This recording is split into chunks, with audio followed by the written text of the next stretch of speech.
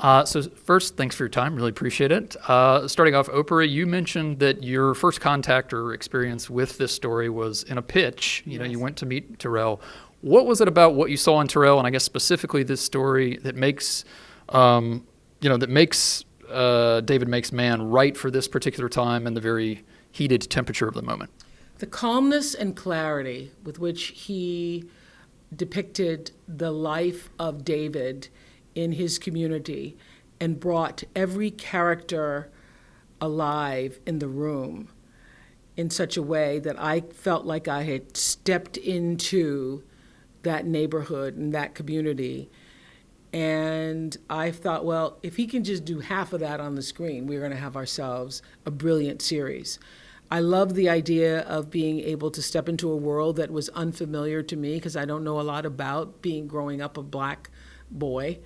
And I thought my curiosity about it indicated that other people would also be curious about it, because that's the thing I have always prided myself on, the instinct of, is this a thing that can work? Am I the only one feeling this, or are multiple people having the same feeling? So that was it for me. Tarell, what are your recollections or feelings about that pitch session? Did you have a lot of confidence? Did you feel like, yes, I crushed this?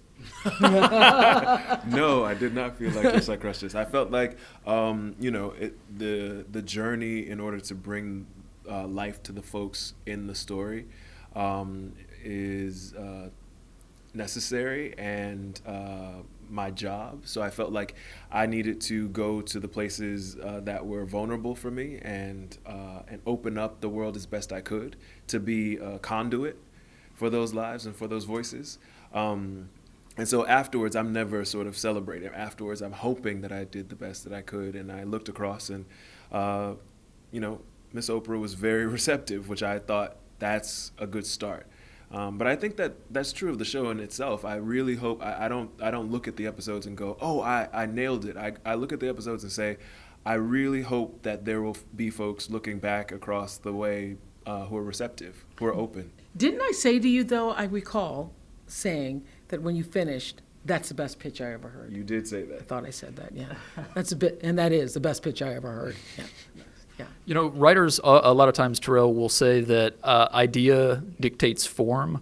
You're the co-writer, obviously, of the award-winning Moonlight. What was it about this story that made it better suited for an ongoing episodic television series? Ongoing conversation. Mm-hmm. It's something that this platform, television series now, is in so many homes and so many intimate places, but so many places that are not just our quote unquote typical homes, right?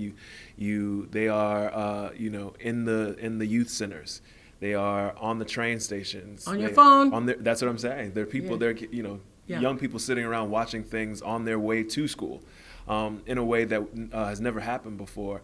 And I really wanted this to be an ongoing conversation, something that we could engage in and continue to talk about. Me too. Do either of you watch short form video? I mean, can you stand to watch something on a phone, on a tablet? Yes, I do all the time. Yeah, I do. Phone, not so much, but iPad, yeah. I watch everything on iPad. I looked at all the dailies on an iPad. Mm-hmm, yeah. Same. Yeah. I wanted to ask you about, the titular star of this series, young Akili McDowell. I imagine you have to find someone who is very sympathetic and relatable. Can you talk to me or talk to us about just the casting process and how you came to select him? We were very lucky. We were guided by Carmen Cuba, who was our casting director. But Akili sent in a submission via the internet. One of the great things about the internet is that its access is so much more democratic than it used to be. You had to be in the right city at the right time. But we got a submission from this kid in Houston who was amazing, and we got a chance to meet him in person. And when I say he brought something that was both ineffable, that I couldn't quantify, and along with the most professional and polite person you'll ever meet, there was no doubt that he was our David.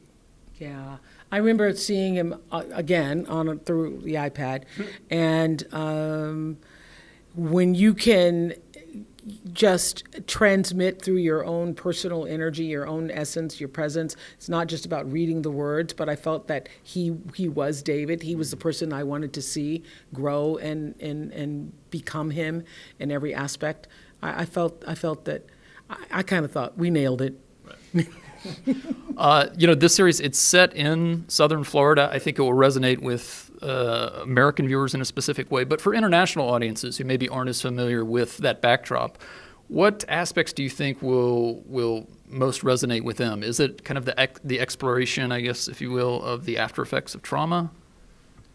I think, well, first, you mentioned something that's very evocative to me, which is, growing up in a urban/farm environment, which only South Florida and southern states can give you, right? You're growing up in both the inner city and surrounded by strawberry and watermelon fields at the same time, and that is not what we typically see in terms of stories that come to this platform. So I think audiences around the world will be interested in that because, one, most audiences don't live in urban centers, right? Like most people don't. The majority of the world still lives, in environments where there might be farmland.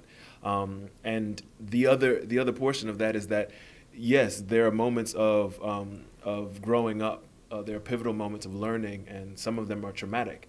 But the investigation of the interior, the investigation of the imagination, I think will both feel relative to a whole bunch of folks, but also very new.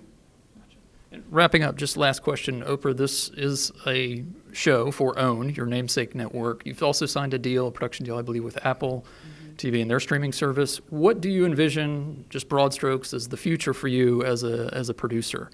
More. I envision using all forms of the medium to tell stories in such a way that I can meet the most amount of people where they are and allow those people to see themselves. That's what I'm trying to do.